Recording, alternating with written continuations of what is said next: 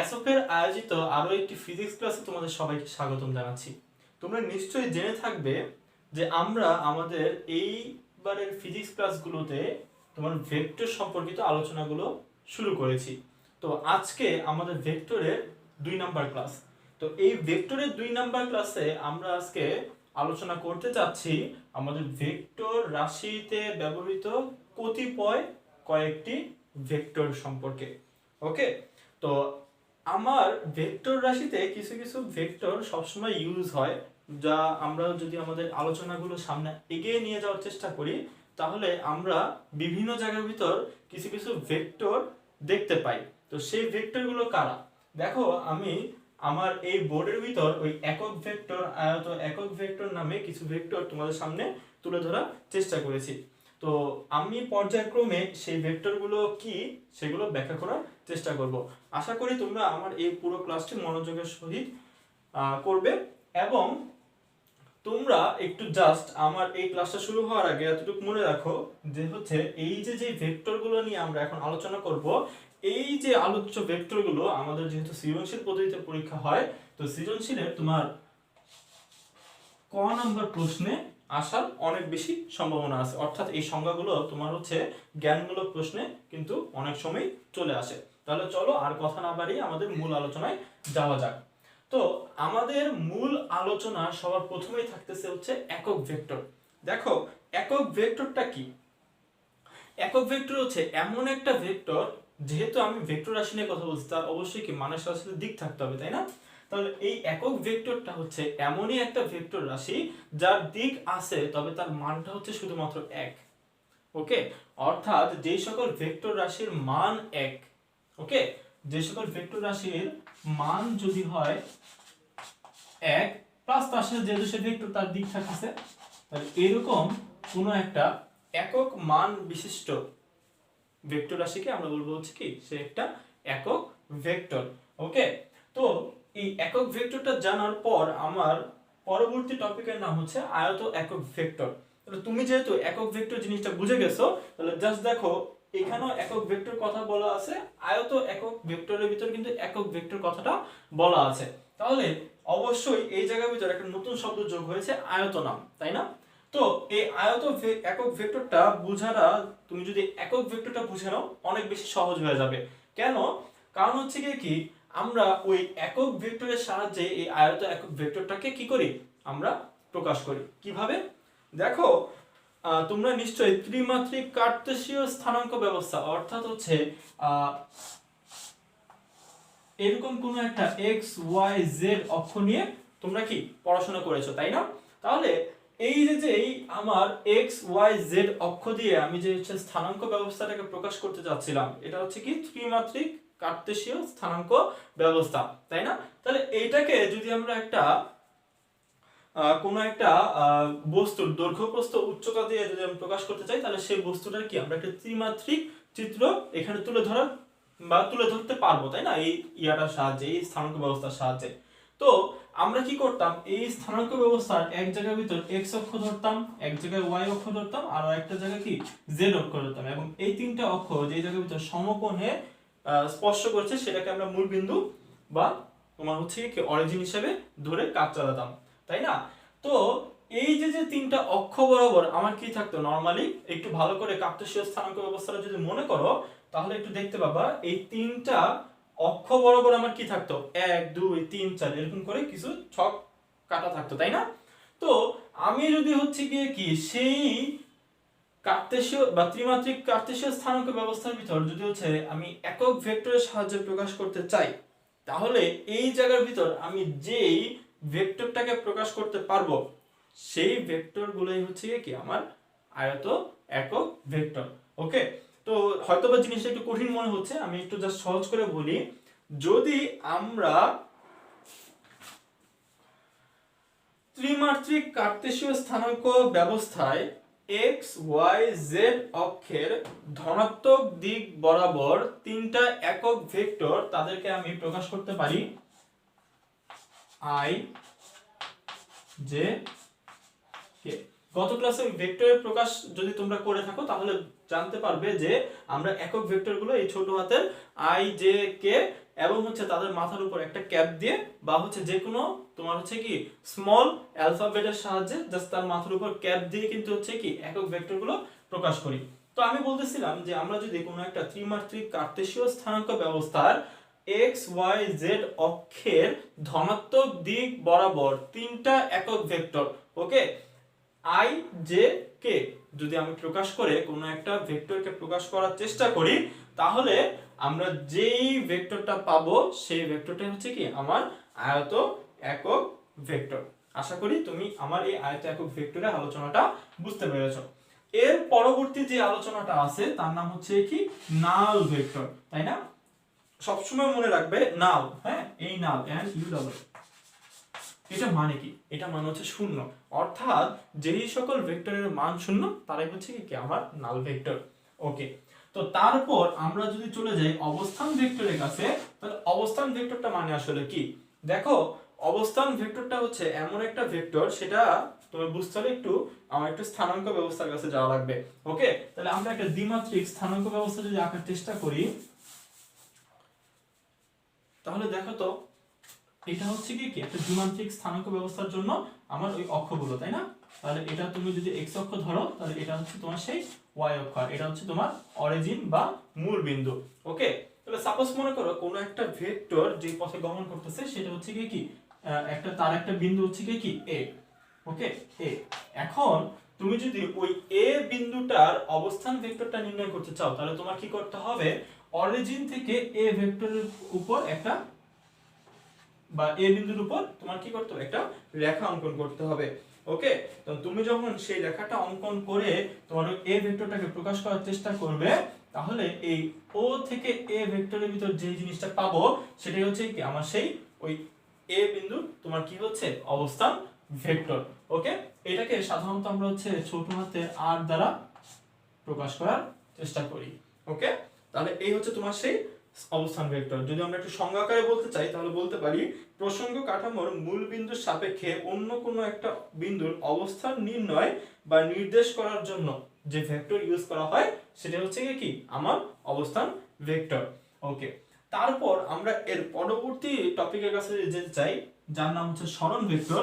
এই সরণ ভেক্টরটা কিন্তু আবার তোমার অবস্থান ভেক্টরের সাথে রিলেটেড। কেন রিলেটেড? দেখো, সাপোজ মনে করি আমার স্থানাঙ্ক ব্যবস্থার ভিতর দুইটা ভেক্টর, তোমার দুইটা ভেক্টর দুইটা বিন্দু a এবং b তোমার কি হচ্ছে তোমার নির্দেশিত আছে।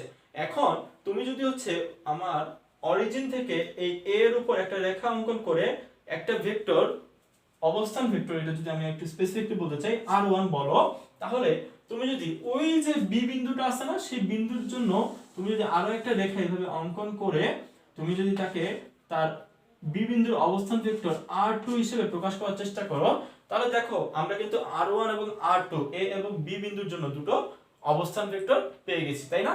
তো এখন সাপোজ মনে করো আমার এই স্থানাঙ্ক ব্যবস্থার ভিতর কোনো একটা জিনিস a থেকে b বিন্দুর দিকে যাচ্ছে, তাই না? বা কোনো একটা জিনিসের সরণ a থেকে b বিন্দুর দিকে, তাই না? তাহলে এই জায়গার ভিতর আমার সরণ ভেক্টরটা আমি কিন্তু নির্ণয় করতে পারবো কিভাবে? যেহেতু আমার গাড়িটা a থেকে b বিন্দুর দিকে যাচ্ছে, তাহলে তার যাওয়ার একটা নির্দিষ্ট দূরত্ব আছে, প্লাস হচ্ছে তার ডাইরেকশনটা কি a থেকে b এর দিকে, তাই না? তাহলে আমি বলতে পারি এই যে আমার a থেকে b এর দিকে যে ভেক্টরটা আছে সেই ভেক্টরটা হচ্ছে কি আমার সেই সরণ ভেক্টর। ওকে, তো এই সরণ ভেক্টর নিয়ে আমাদের আলোচনাগুলো আর সামনে একটু এলাবোরেটলি আলোচনা হবে। তোমার হচ্ছে ওই যে আমরা যখন ভেক্টর যোগ বা বিয়োগ করতে যাব তখন। আপাতত জাস্ট মনে রাখো যে এই a থেকে b আমি গত ক্লাসে আলোচনা করেছিলাম, তার প্রকাশ করা হচ্ছে a আগে b পরে তার উপর ড্যাশ, তাই না? তাহলে এই জিনিসটা হচ্ছে কি তোমার সেই কাঙ্ক্ষিত সরণ ভেক্টর। ওকে, তারপর আমি তিনটা ভেক্টরকে জাস্ট হচ্ছে স্ল্যাশ দিয়ে তোমাদের সামনে উপস্থাপন করার চেষ্টা করেছি। কেন? কারণ কি এই তিনটা ভেক্টরের মানে হচ্ছে কি সংজ্ঞাটা প্রায় কাছাকাছি। তো আমি জাস্ট সবার আগে আমাদের সদৃশ ভেক্টরটা কি সেটা নিয়ে আলোচনা করার চেষ্টা করছি। দেখো, সদৃশ ভেক্টর হচ্ছে এমন একটা ভেক্টর যেটা কি অন্য আরো একটা ভেক্টর। দেখো, সদৃশ এই জিনিসটা তোমার হচ্ছে কম্পেয়ার করার বিষয়। ওকে, তো কম্পেয়ার করার জন্য অবশ্যই কি মিনিমাম দুইটা জিনিস লাগবে। তাই না? তাহলে এই যে সাপোজ মনে করো এই সদৃশ ভেক্টরটা বুঝতে হলে তোমার একটা ভেক্টর রাখতে হবে, এবং যদি ওই তোমার যে ভেক্টরটা তুমি নিয়েছো সেই ভেক্টরটার সাথে যদি অন্য কোনো ভেক্টর সমান্তরাল, এবং তোমার হচ্ছে তুমি যে ভেক্টরটাকে একদম স্টেবল ধরে কম্পেয়ার করতেছো যার সাথে, সেটার সাথে ওই যে তুমি আরো একটা ভেক্টর যেটা তুমি কম্পেয়ার করার জন্য নিছো তাদের ডাইরেকশন যদি মিলে যায়, তাহলে আমি ওই দুইটা ভেক্টরকে বলতে পারবো যে কি এরা একে অপরের সদৃশ। ওকে, আর বিপরীত কি? বিপরীতটা জাস্ট হচ্ছে কি সমান্তরাল হবে কিন্তু হচ্ছে ডাইরেকশন একটা আরেকটার কি হবে, অপোজিট হবে। ওকে, আর সমরেখ ভেক্টরটা আসলে মানে কি? দেখো সমরেখ ভেক্টর মানে হচ্ছে কি, আমরা তো হচ্ছে সমান্তরালের কথা বলেছিলাম তাই না?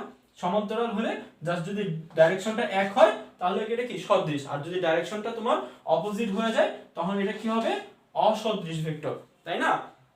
বা বিপরীত ভেক্টর। এখন কথা হচ্ছে যে কি, তোমাকে যদি আমি বলতাম হচ্ছে সমরেখ ভেক্টর, সমরেখ ভেক্টরটা আসলে কি? সমরেখ ভেক্টরটা হচ্ছে তার ধারক রেখাটা একই হয়ে যাবে। তোমরা জ্যামিতিতে অলরেডি ধারক রেখা সম্পর্কে সামান্য ধারণা পেয়ে আসতে পারো তোমার 9-10-এ। তো আশা করি হচ্ছে ধারক রেখা কি সেটা তোমরা জানো। যদি তোমরা না জেনে থাকো ধারক রেখা কি, তাহলে একটু আমাকে কমেন্টে একটু জানানোর চেষ্টা করো, আমি তোমাদের এই সমস্যাগুলো সমাধান করে দেওয়ার চেষ্টা করব। তাহলে যদি দেখি দুইটা ভেক্টরের ধারক রেখা সেম হয়ে যাচ্ছে, তখনই কি তারা একে অপরের সমরেখ ভেক্টর হয়ে যাবে। আশা করি তোমরা আমার এই আলোচনাগুলো বুঝতে পেরেছো। যদি তোমরা আমরা এই আলোচনাগুলো বুঝতে পারো, তাহলে আমি একটু আমার সামনের আলোচনা থেকে মুভ করব। তো আমরা আমাদের ভেক্টরের আলোচনাটাকে আরেকটু সামনে নিয়ে যাওয়ার পর দেখলাম আমাদের সামনে আরো কিছু নতুন ভেক্টর চলে আসলো। তাহলে এই ভেক্টরগুলো কি, আমরা এগুলো নিয়ে এখন আলোচনা করব। তো আমাদের সবার প্রথম যে ভেক্টরটা আছে তার নাম হচ্ছে কি সমতলীয় ভেক্টর। এটা আসলে কি? দেখো, সমতলীয় ভেক্টর হচ্ছে এমন একটা ভেক্টর যারা কি মানে একটা না আসলে কতগুলো ভেক্টর, এভাবে বললে আসলে জিনিসটা ভালো হয়। তো সমতলীয় ভেক্টর হচ্ছে কতগুলো ভেক্টর যারা একই তলের ভিতর অবস্থান করবে। সাপোজ মনে করো আমার এই পুরো বোর্ডটাই হচ্ছে কি একটা তল, তাই না? তাহলে এই তলের উপর যতগুলো ভেক্টর আমি যদি আঁকার চেষ্টা করি, সাপোজ মনে করো সেটা এটা হতে পারে, হ্যাঁ সেটা এটা হতে পারে, তাই না? বা হচ্ছে সেটা এরকম হতে পারে। তো আমি আমার বোর্ডের ভিতর যতগুলো ভেক্টর আঁকবো সবগুলোই কি আমরা বোর্ড নামের যে তলটা আছে সেই তলের উপর অবস্থিত হবে না?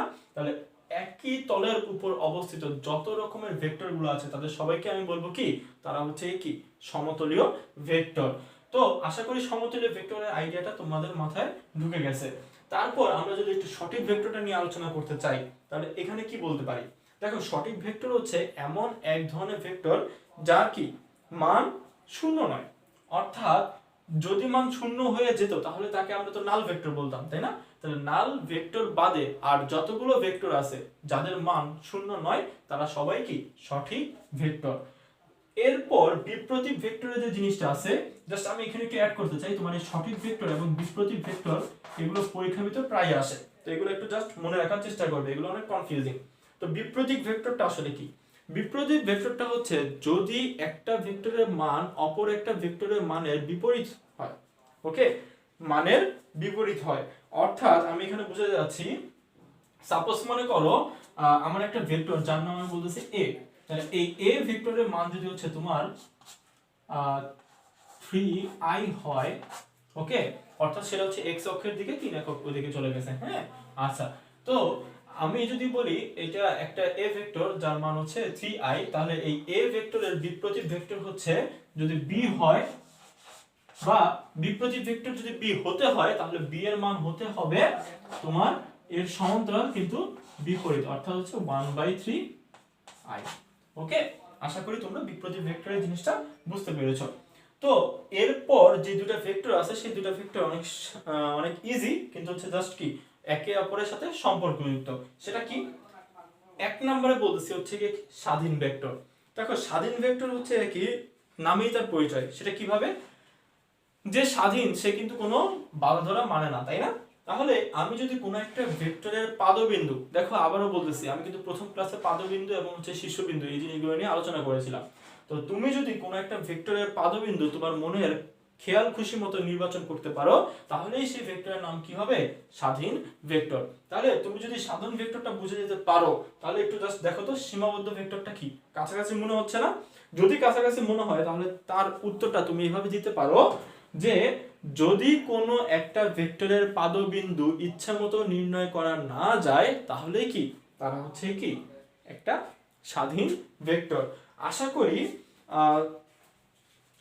তাহলে তারাই হচ্ছে কি তোমার সীমাবদ্ধ ভেক্টর। ওকে, তো আমার এই পর্যন্ত যতগুলো আলোচনা ছিল সেই আলোচনাগুলো তোমার ভেক্টরের মোটামুটি যতগুলো তোমার হচ্ছে সংজ্ঞা সেগুলো হচ্ছে তোমার কভার করে। এর ভিতর যদি কিছু মিস চলে যায় তাহলে একটু কমেন্টে আমাকে জানাও, আমি এটা অ্যাড করে দেওয়ার চেষ্টা করব। বা এই আলোচনার ভিতর তোমাদের যদি কোথাও বুঝতে কোনো অসুবিধা থাকে সেটা আমাকে একটু কমেন্টে জানানোর চেষ্টা করবে, তাহলে আমি কিন্তু তোমাদেরকে সেভাবে হেল্প করতে পারবো। ফিজিক্স সংক্রান্ত যদি কোনো সমস্যা হয় অবশ্যই আমার পোস্টে কমেন্ট বক্সটা তোমাদের জন্য উন্মুক্ত রয়ে গেল। তোমরা তোমাদের যত রকমের জিজ্ঞাসা আছে সবগুলো আমাকে বলতে পারো। তার সাথে সাথে যদি তোমাদের কোনো সাজেশন থাকে সেটাও কি আমাদের সাথে শেয়ার করবে। আমাদের এই অ্যাসব যে গ্রুপটা, সেই গ্রুপটা কিন্তু তোমাদেরই গ্রুপ, তোমাদের জন্যই আমাদের এখানে কাজ করা। আশা করি তোমরা সবাই ভালো থাকবে, সুস্থ থাকবে এবং আমার সামনের ক্লাসে তোমাদের সাথে আবারও দেখা হবে ইনশাল্লাহ। ততদূর পর্যন্ত ভালো থাকো, সুস্থ থাকো। আল্লাহ হাফিজ।